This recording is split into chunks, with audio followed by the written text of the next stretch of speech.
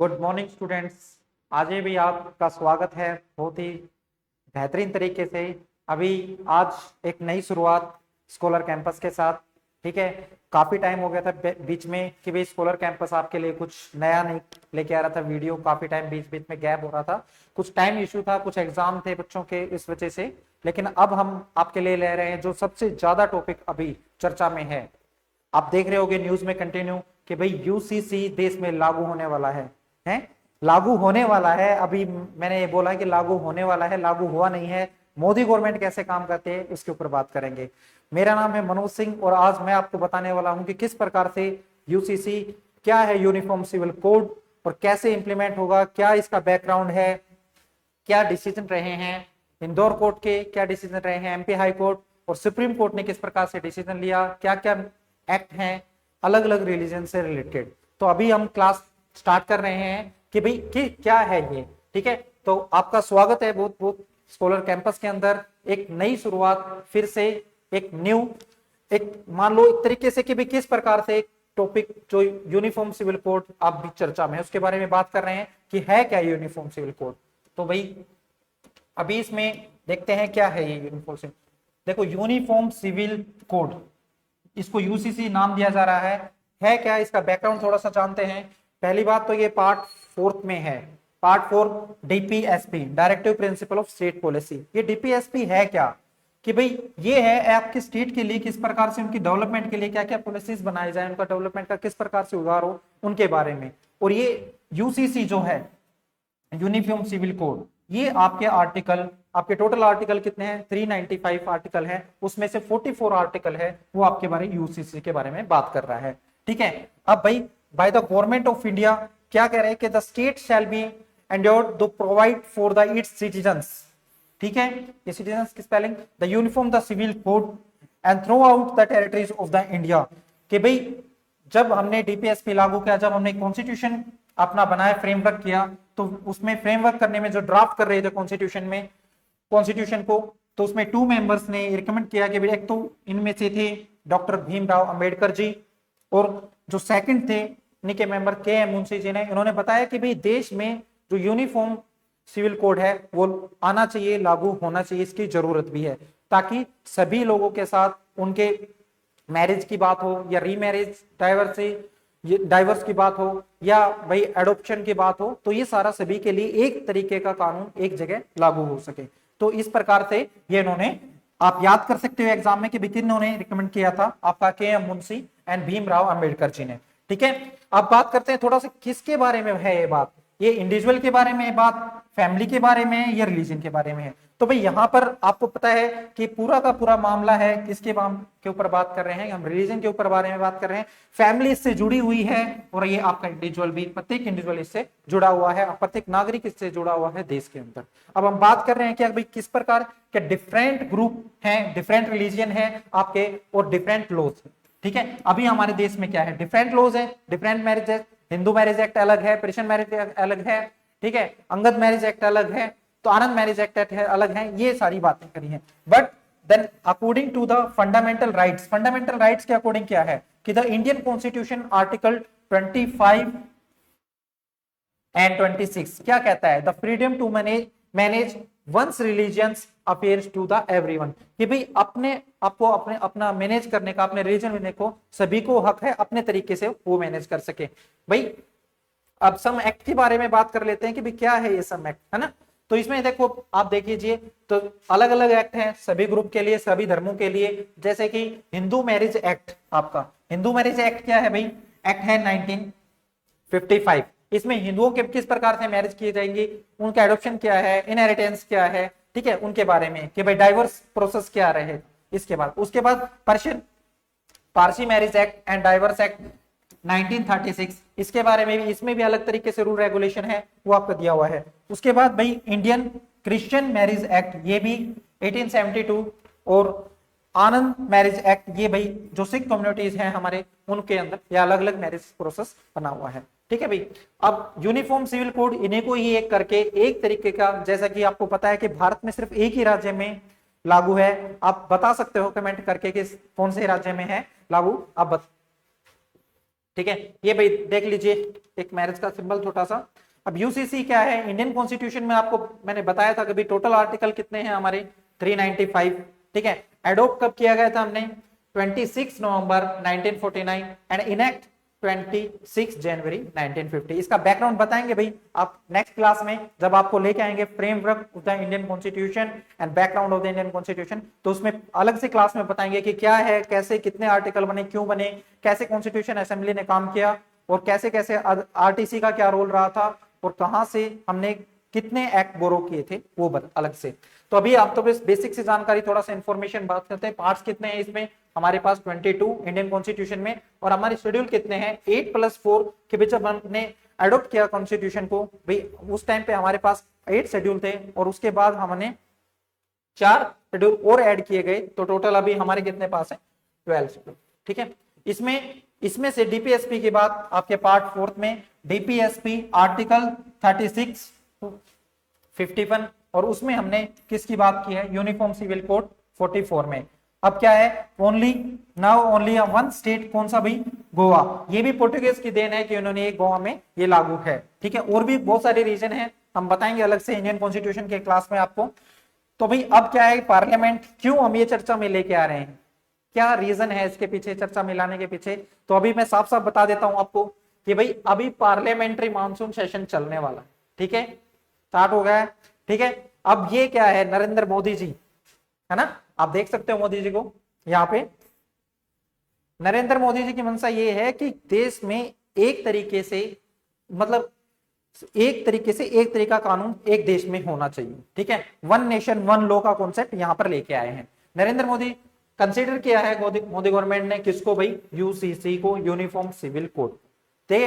ये कह सकते हो it has an parliamentary standing committee. अभी फिलहाल पार्लियामेंट्री स्टैंडिंग कमेटी के पास है ये, लेकिन अब बहुत ज्यादा चर्चा का विषय इसलिए बन गया है क्योंकि भाई उत्तराखंड जो गवर्नमेंट है ना, उत्तराखंड गवर्नमेंट ने पूरा का पूरा इसका ड्राफ्ट तैयार कर लिया है, और ये तैयार जो किया है उनके लिए एक कमीशन बैठा जिनके हेड है रिटायर्ड जस्टिस रंजना प्रकाश देसाई जी। ठीक है, इन्होंने बोला कि हम तैयार हैं मोदी जी, आप भी अपने देश में पूरा लागू करिए। हम सबसे पहले आपको ये गिफ्ट, या भाई आप ऐसा भी कह सकते हो क्योंकि चुनाव आने वाला है कि हो सकता है ये इलेक्शन कार्ड हो खेलने का कि भाई हाँ कैसे कैसे एक जीत की जाए, क्योंकि लेकिन फिर उसके पीछे हम ये भी सोच सकते हैं कि राजीव गांधी जो गवर्नमेंट थी है ना, राजीव गांधी जो गवर्नमेंट थी वो इसी की वजह से ही गई थी, उनको काफी लॉस हुआ था। उन्होंने पीछे भी सुप्रीम कोर्ट के डिसीजन के अकॉर्डिंग भी उन्होंने वापस ले लिया था केस। अभी क्या है कि भाई 22 जो हमारा लॉ कमीशन बना, उन्होंने क्या किया है, फॉर्मर उनके हेड कौन थे भाई, अभी हेड हैं सॉरी कौन है, कर्नाटक हाई कोर्ट के रिटायर्ड चीफ जस्टिस अपने क्या नाम है, ऋतुराज अवस्थी जी। देख लीजिए भाई कमीशन ऑफ द रिपोर्ट्स, इन्होंने एक रिपोर्ट पेश की है कमीशन ने कि भाई क्या सबसे पहले क्या करिए, आप पब्लिक के ओपिनियन जानिए, अलग अलग कम्युनिटी को लेके आइए और उनके ऊपर चर्चा कीजिए, विचार कीजिए और उनके विचार लीजिए कि भाई ये लागू होना देश में है या मतलब लागू होना चाहिए नहीं होना चाहिए, क्या चेंजमेंट हो गए, किस प्रकार से, जैसे ट्रिपल तलाक में जो जो चेंजेस किए गए थे उसी प्रकार से। अभी हम इनको देखते हैं भाई क्या मोदी गवर्नमेंट का क्या पर्सपेक्टिव रहता है आगे चलकर कि लागू कर पाएगी नहीं कर पाएगी, वो तो बात की बात है कि भाई पार्लियामेंट्री जो आपका मानसून सेशन है वो चलेगा। थोड़ा सा बैकग्राउंड के बारे में बात करते हैं यूसीसी के। ठीक है, अभी the Hindu code bill, Hindu marriage act 1995 में इसमें क्या पॉलीगैमी की है नहीं है भाई। आप यदि सेकंड से यदि आपने कोई भी सेकंड मैरिज कर लिया, ठीक है, तो आपका यहां पर गैर कानूनी माना जाता है हिंदू मैरिज एक्ट के अकॉर्डिंग। सक्सेशन कौन रहेगा, इनहेरिटेंस क्या है, वुमेन्स के राइट क्या है, women right related to law pass है हिंदू पर्सनल लॉज में कि भाई वो मैरिज कर सकती है, मैरिज तो कर सकती है चलो ठीक है, लेकिन रीमैरिज में क्या उसको अधिकार हैं, और अधिकार हैं तो किस प्रकार से, और मैरिज के भी अधिकार हैं तो किस प्रकार से, क्या उसकी प्रॉपर्टी उनके पेरेंट्स की तरफ से रहेगी नहीं रहेगी, ये सारी बातें इसमें इन्वॉल्व की गई थी। ठीक है, थोड़ा सा बैकग्राउंड और देखते हैं शाहबानो से रिलेटेड कुछ केस में। तो 1980 में शाहबानो केसेस है, आपको पता है शाहबानो की जो शादी है वो मोहम्मद अहमद खान के साथ हुई थी, और उसमें कुछ सालों के बाद मतलब लगभग 14 साल के बाद एक वो तलाक दे देते हैं इनको। और शाहबानो का ये केस तो है एलिमनी का, एक्चुअल में एलिमनी का है कि भाई आप मुझे गुजारा भत्ता दीजिए, ठीक है। उन्होंने गुजारा भत्ता की डिमांड की थी कि भाई कम से कम हमें कुछ रुपए तो दीजिए, मतलब 200 रुपए का डिमांड किया गया था, लेकिन एक्चुअल उन्होंने उनको मिलता कितना है, मात्र लगभग 20 रुपए के आसपास। भैया एक थोड़ा डाटा आप देख लेना। और एक जो पर्सनल लॉ बोर्ड है इनका, मुस्लिम पर्सनल लॉ बोर्ड, उनमें यह बोल दिया गया था कि भाई I am not bound for this पे एलिमनी। भाई कुछ साल तक तो उन्होंने दिया, लेकिन बाद में वो उन्होंने बोल दिया कि भाई ये इंदौर कोर्ट का फैसला था, उसमें उन्होंने दिखाया कि अपना भाई पर्सनल मुस्लिम लॉ बोर्ड में इस प्रकार से ये चीजें हैं, लेकिन और मैं क्या नाम है पेबल नो बाउंड नहीं हूं उसको पे करने के लिए। उसके बाद ये केस लेके जाती हैं शाहबानो, और ये एमपी हाई कोर्ट में जाता है केस, और टू पे द एलिमनी द शाहबानो, और डिमांड कितने रखती है शाहबानो अब के बार 500 रुपए का। लेकिन जो डिसीजन आता है according to Muslim personal law board 1980 में, लेकिन बाद में डिसीजन आता है एमपी हाई कोर्ट का कि भाई इंक्रीजिंग द एलिमनी, कि भाई आपने 20 रुपए का आपको मिल रहा था उस टाइम पे गुजारा भत्ता, और डिसीजन में कितना आता है 179 रुपीज आपको दिया जाएगा। ये डिसीजन आता है एमपी हाई कोर्ट का, ठीक है। उसके बाद भाई चलो कोई बात नहीं, अब जो एडवोकेट साहब होते हैं वो लेके जाते हैं आगे सुप्रीम कोर्ट के अंदर केस। कब? 1985 में। 1985 में इस केस को लेकर जाते हैं और कहते हैं the same decision MP supreme court भी डिसीजन सेम देते हैं एमपी हाई कोर्ट, ठीक है।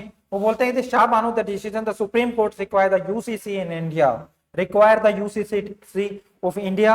वही जो बी आर अम्बेडकर जी और के एम मुंशी जी ने बोला था कि भाई भारत में यूसीसी लागू होना चाहिए। उसके बाद according to supreme court held that, उन्होंने किसके बिहाव पर डिसीजन दिया कि भाई हमारा जो सीआरपीसी है, क्रिमिनल प्रोसीजर लॉ है, उसका सेक्शन 125 वो सभी धर्मों पर लागू होता है, ये नहीं कि भाई किसी के लिए अलग से लागू होता है। तो इसी के बिहाव पर डिसीजन दिया गया कि भाई यहां पर जो इंडिया में रिक्वायर है किसका, यूसीसी का, यूनिफॉर्म सिविल कोड का। उसके बाद तो सुप्रीम कोर्ट डिसीजन चेंज कब हो जाता है, जब राजीव गांधी गवर्नमेंट आती है, कांग्रेस की गवर्नमेंट आती है, और उस टाइम में इनको पता है कि भाई इनका प्रोटेस्ट बहुत बड़े स्तर पर हो जाता है कि भाई ये सारी मुस्लिम पर्सनल लॉ बोर्ड और ये इनके खिलाफ हो जाता है कि भाई आप यूसीसी का जो एजेंडा है उसको बंद कीजिए, ठीक है। और Rajiv Gandhi government Muslim women act अब 1986 में, protection the right and diversity, और ये यहाँ पर इनको रोक देते हैं, ठीक है, सीज कर देते हैं, प्रोहिबिशन कर देते हैं, और एक रूल बनकर आता है जो अभी फिलहाल मुस्लिम पर्सनल लॉ बोर्ड में जो लागू है उसी को ही हम क्या बोलते हैं, सरिया, ठीक है। अब the tribals group and UCC की भी बात कर रहे हैं, क्योंकि भाई अलग अलग धर्म है तो अलग अलग ट्राइबल्स भी हैं, जो ट्राइब्स कम्युनिटीज हैं उनके बारे में बात करते हैं कि भाई यूसीसी को हम अलग कैसे रख सकते हैं ट्राइब से। तो एक पीसा एक्ट होता है हमारा, देखिए the article 44 UCC and the article Indian constitution का पार्ट 1 एंड पार्ट 2 क्या कहता है, allow the tribals to continue with their customary laws and also include in the PESA act, कि भाई इन जो ट्राइब्स हैं, जितने भी ट्राइब्स हैं, उनको अपनी कस्टम के तरीके से, अपने रीति रिवाज, जो भी धर्म वो अपना रहे हैं, जैसा तरीका अपना रहे हैं मैरिज का, उनको अपना डिसीजन लेने का स्वयं अधिकार है, ठीक है। और इसमें ही पीसा एक्ट आपका जो panchayat extension of the scheduled areas में रखा गया था 1996 का, उसमें बताया कि ये अपने पंचायत के अपने हेड हैं और इन्होंने जो डिसीजन दे दिया, जैसे हमारे गांव में क्या होता है, सरपंच जो डिसीजन दे देता है वो पूरा गांव में लागू होता है, ठीक है, लगभग लागू होता ही है, वो अलग बात है भाई जो आगे केस चला जाता है तो इसे इस प्रकार से जो अपनी कम्युनिटी है, ट्राइबल कम्युनिटीज हैं, उनके लिए पीसा एक्सटेंशन बताया गया था कि extension of the schedules areas 1996 में, कि वो जिन्होंने हेड ने डिसीजन दे दिया या प्रधान ने जो डिसीजन दे दिया वो लागू हो जाएगा सभी ट्राइब में, ठीक है। And also the head of the tribal authorities and decision makers, जो हेड है वो क्या है, अथॉरिटी है और डिसीजन मेकर है किसका, all the tribals the same institution, और ये हमारा कॉन्स्टिट्यूशन में दिया गया है। अब देखते हैं भाई दोस्तों कि किस प्रकार से मोदी गवर्नमेंट इसको लागू कर पाती है, इसका इलेक्शन पे 2024 के इलेक्शन पर क्या प्रभाव पड़ता है, क्या मोदी गवर्नमेंट फिर से चुन के आती है या फिर और कोई गवर्नमेंट न्यू गवर्नमेंट बनकर आती है, ये आपको आगे वेट रहेगा देखने के लिए। और इस प्रकार से अब हम कंटिन्यू आपके लिए स्कॉलर कैंपस की तरफ से इसी तरीके के जो मुद्दे आपके एग्जाम से भी रिलेटेड है, ये इंडियन कॉन्स्टिट्यूशन से रिलेटेड है, अभी करंट अफेयर से भी रिलेटेड है, और देश में अलग अलग किस देश ने लागू कर दिया, अभी ड्राफ्ट जैसे उत्तराखंड, बहुत सारे आपके एग्जाम को भी रिलेट करेगा। तो मैं आज के लिए अभी इतना ही खत्म करता हूं। आप बने रहिए कंटिन्यू और अपनी तैयारी को बेहतर तरीके से, जिस भी एग्जाम की आप तैयारी कर रहे हैं, यूपीएससी प्री या मेंस या आपका एसएससी सीजीएल डीएसएसबी, जो भी exam, Delhi police, SSC GD, ये सभी आप एग्जाम की बेहतर तरीके से तैयार कीजिए और हमारे साथ जुड़े रहिए। जय हिंद, जय भारत। मिलते रहेंगे नेक्स्ट वीडियो।